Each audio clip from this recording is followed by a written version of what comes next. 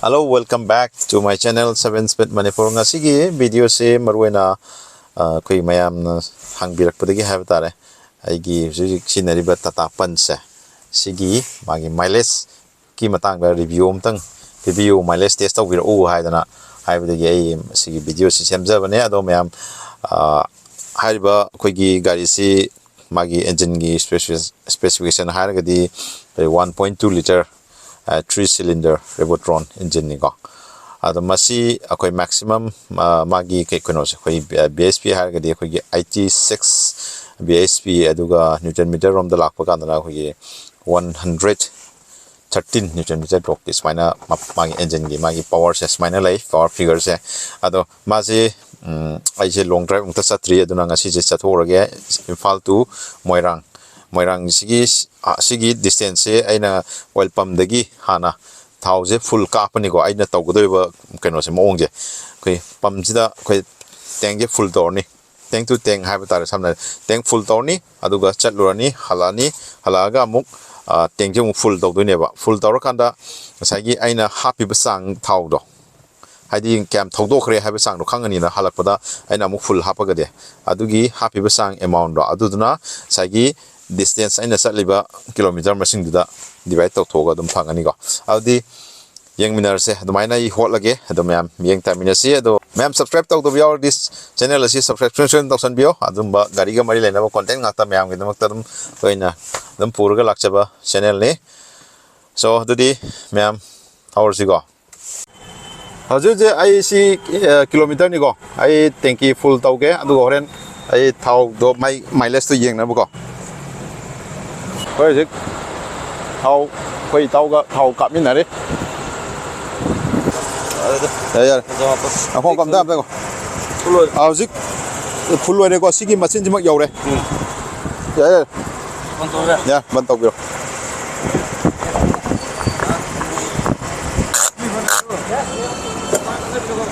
paisa na 200 oh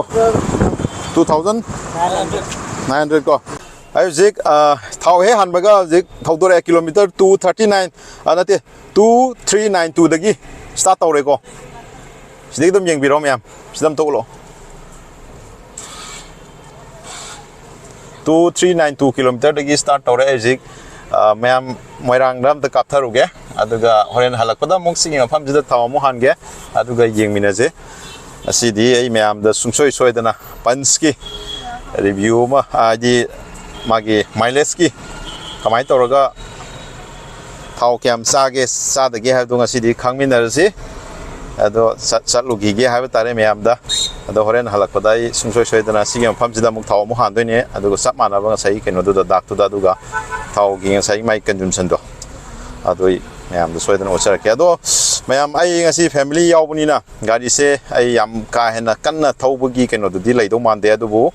yengasi ha tare aduga driving je koigi eco mode adi city mode aina su lei ado ai city ni na city mode ram thor ge horen kano yor kan na eco mode ram thau ja ke aduga yeng mina si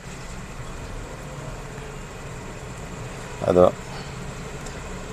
ayamba igari se thau ge thorobada 50 to 60 gi magi kano je speed che seida da mai meam kano tau ja ke maintain tor ge speed che aduga yeng se ha ado aseng badi dra kogi thaugi magi mileage se magi driving condition na batari go adugi makhadi poli go ado kana amna khare hena phangbuju ai kana amna khitang ta na phangbuju ai go ado ngasigi video sida ai chapsa ba details soi hajar age yengmina se go ado aigi thauri ba sang jigi sigi speed sida di mileage se yamna phangdok di ma de adubu yengmina se batare abje koi chingmairong dagi thaudura ga koi MBC mamang search mamang adai yausala ado horen ai mateng ai location do sum mathang sum hajarake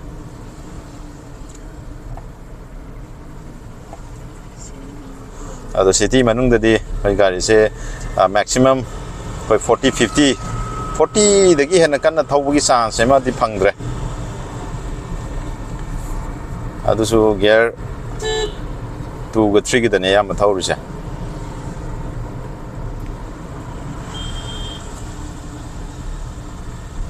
gari thau ma tam da di mem seat belt soi soi na phabi ge do ne yamna keno oina thaure da bane athu na thaure dam ne gyan ta na go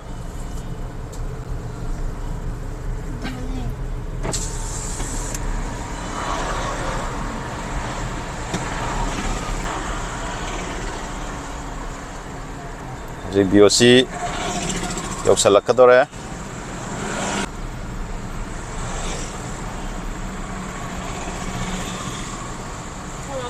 Tara. Howzik malum yoksale malum dagi de ai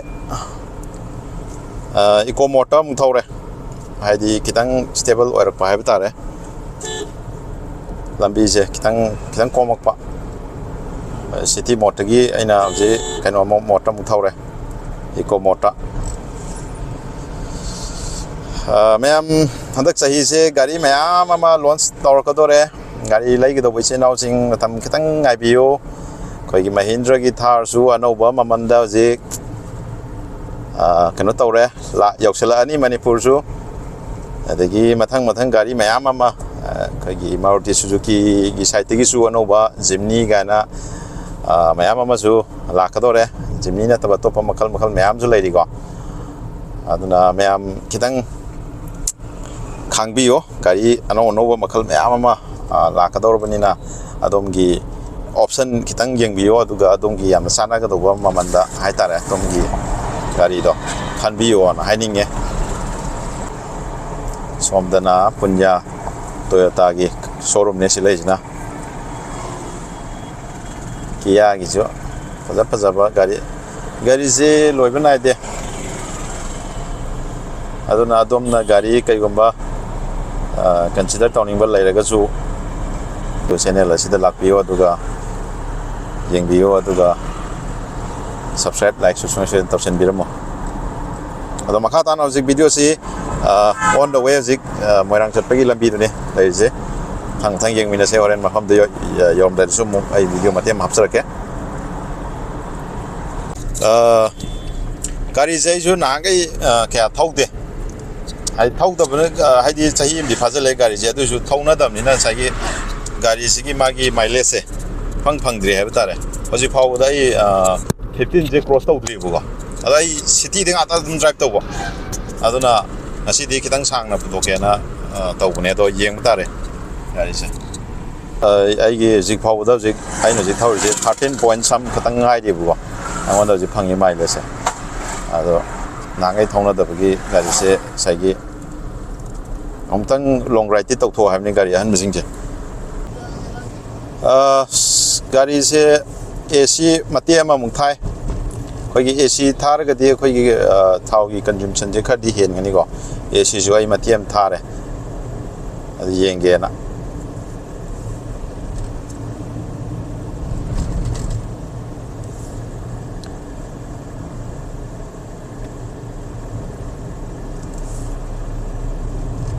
Nambol हजे Nambol area नि जो खोइन थालेजा हजे अखोई you're Shendra की सिंग मथक तने काखलै जे सिंग मथक काखलगा साइ view Singh the येंगेना लाखोने नै मांग चलो आई फैमिली सिंग लाखोने येंग याम फजे अजरम आमथक तगी सिसना आई फैमिली आया ngang ani chanupani chanupiga na lak ado mathak sum karosi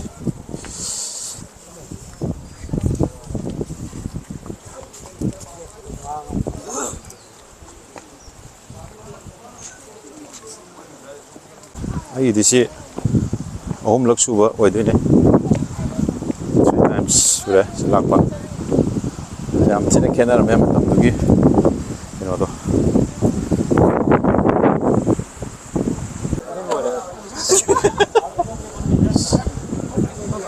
view maton yore sigi view sini fazai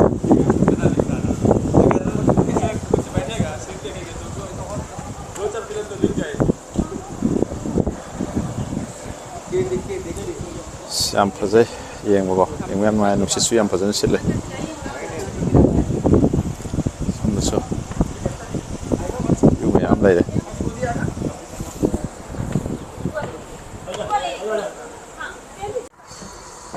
Hꯧꯖꯤꯛ ꯁꯦꯟꯗ꯭ꯔꯥꯒꯤ ꯍꯦꯛ ꯃꯈꯣꯡꯗꯨꯗ ꯑꯩꯈꯣꯏ ꯕꯣꯠ ꯃꯌꯥꯝ ꯈꯥꯝꯕꯗꯣ ꯕꯣꯠ ꯇꯣꯡꯕꯗ ꯆꯪꯕꯅꯦ ꯑꯗꯣ ꯑꯉꯥꯡꯈꯩꯁꯦ ꯇꯣꯡꯕ ꯀꯤꯔ ꯃꯥꯜꯂꯦ ꯇꯣꯡꯉꯔꯣꯏꯁꯦꯅ ꯍꯥꯏꯔꯦ ꯑꯩꯗꯤ ꯇꯣꯡꯅꯤꯡꯕꯅꯦ ꯑꯗꯣ ꯇꯣꯡꯗ꯭ꯔꯦ ꯃꯌꯥꯝ ꯄꯨꯟꯅ ꯇꯣꯡꯒꯦꯅ ꯈꯟꯕꯅꯦ ꯑꯗꯣ ꯑꯉꯥꯡꯈꯩ ꯇꯣꯡꯅꯤꯡꯗ꯭ꯔꯦ ꯑꯗꯣ ꯍꯟꯅꯕ ꯇꯧꯔꯒꯦ ꯑꯗꯣ ꯍꯣꯔꯦꯟ ꯃꯐꯝꯗꯨ ꯌꯧꯔꯛꯑꯒ ꯑꯩ ꯊꯥꯎꯗꯣ ꯍꯥꯞꯆꯤꯜꯂꯛꯑꯒ ꯑꯗꯨꯝ ꯀꯌꯥ ꯆꯟꯒꯦ ꯑꯗꯨ ꯌꯦꯡꯉ ꯈꯣꯠꯂꯒ ꯑꯩ ꯑꯗꯨꯝ ꯇꯧꯔꯛꯑꯒꯦ ꯁꯤꯅ ꯁꯤꯠ ꯕꯦꯜ ꯀꯩꯀꯩ ꯂꯣꯏꯅꯃꯛ ꯁꯤꯠ ꯕꯦꯜ ꯑꯩ ꯒꯥꯔꯤꯒꯤ ꯋꯥꯈꯜꯗ ꯂꯩꯈ꯭ꯔꯦ ꯁꯤꯅ ꯑꯩꯈꯣꯏꯒꯤ ꯀꯩꯅꯣꯅꯦ ꯂꯥꯏꯐ ꯖꯦꯀꯦꯠ ꯕꯣꯠ ꯃꯈꯜ ꯂꯣꯏ ꯂꯩꯔꯦ ꯑꯄꯥꯝꯕ ꯃꯤ 10 ꯆꯟꯕ 10 ꯆꯟꯕ ꯂꯣꯏ ꯂꯩꯔꯦ ꯃꯈꯟ ꯃꯈꯟꯒꯤ ꯕꯣꯠꯅꯤ ꯇꯣꯡꯉꯔꯣꯏꯌꯦ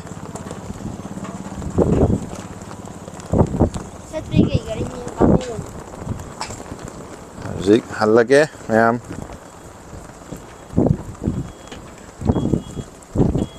ꯍꯧꯖꯤꯛ ꯌꯥꯝ ꯀꯟꯅ ꯊꯕꯛ ꯃꯌꯥꯝ ꯇꯧꯔꯤ JCB ꯃꯌꯥꯝ ꯑꯃ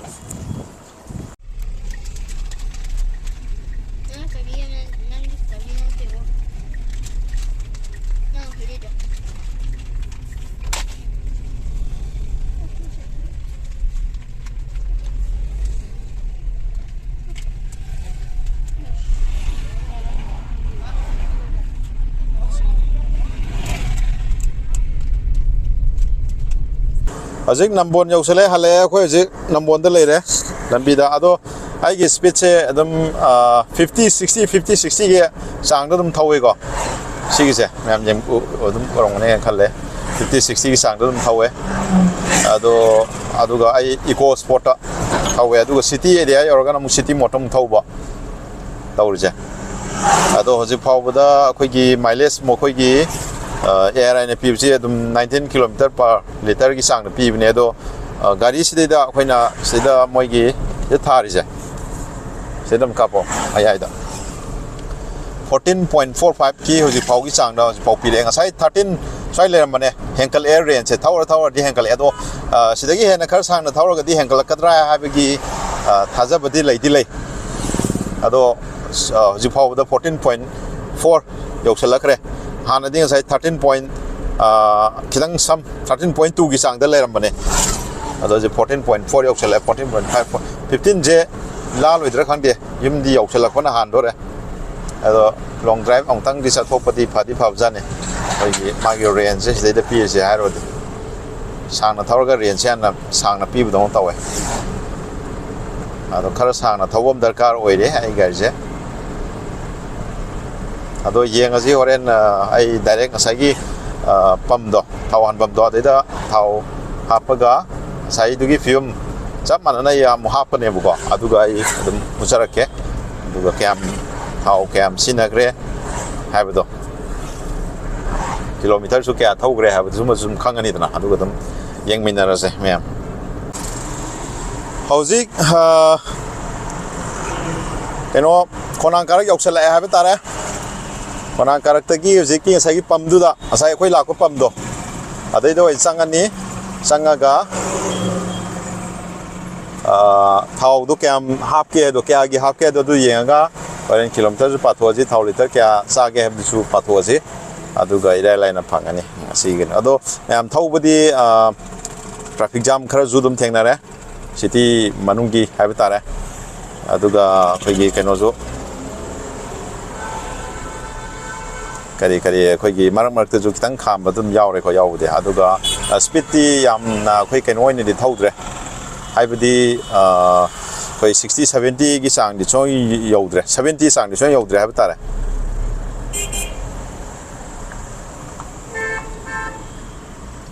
50 60 की चांग हाइबा तारे 50 का 60 की चांग दम थौरे अदुना एवरेज से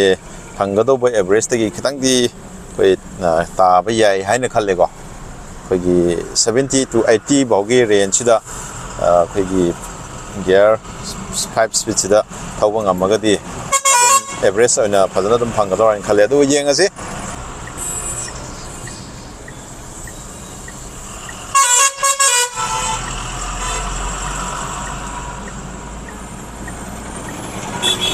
ꯑꯁꯤꯁꯨ ꯈꯥꯝꯗꯦ ꯅꯪꯁꯨ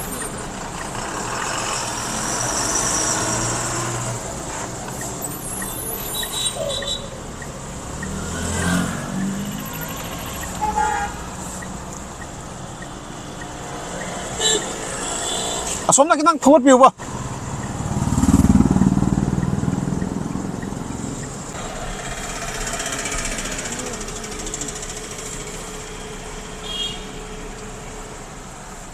ꯐꯨꯜ ꯀꯥꯞꯀꯗꯣꯏꯅꯦ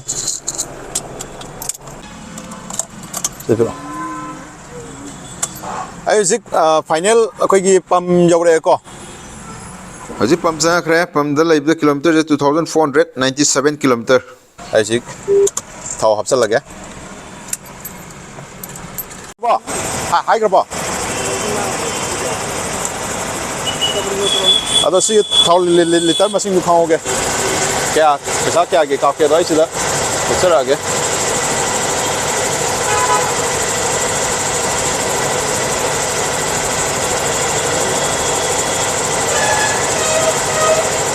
ओके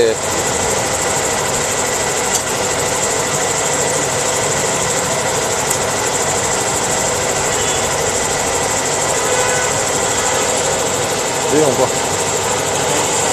खितंग 90 डालो यार ओके यार सी आई जी ngасai hapa jaga do dum chaptana yore ko se okay ado sigi 490 gi liter na 4.62 okay hojik final conclusion da mugla ase kari kari saigi chaluba mayam du naina ase koi gi aina haipet ithoga su thame ko boida yam da yang anjarake hojik sida aina mayam khangnana ba koi gi iraga thame ko sida conclusion da lakpa kanda koi gi first kilometer se aina sida da sai utkibdone speedometer da 2392 laire aduga final aina hala kanda lowa sina keno done kilometer machine dune 2497 ne aduga aina kilometer total run tawrisina CNH minus tawra kanda si 105 tare ko aduga sigi mathangda koigi petrol consumption gi chang jina koigi 4.62 si 105 chatpa kanda sigi petrol de consume tawre ko aduga amuk si mileage from the la kanda mileage puto kanda sagi kilometer duda sagi fuel consumption da aduduna divide tawra kanda sigi chang ji phangi habdi kilometer je around 23 muki chang da phangi habduni ado 23 higher je 22 and dum higher je ko 22 muki chang da phange ado masi adum gari ki mai fuel consumption je dum ya right na khale ko ado masi maroina aigi site ki oina yengjeba kenoni ado sina accurate oini habdi leiti ko ado makha tar poina sidida aina mayam da haining ise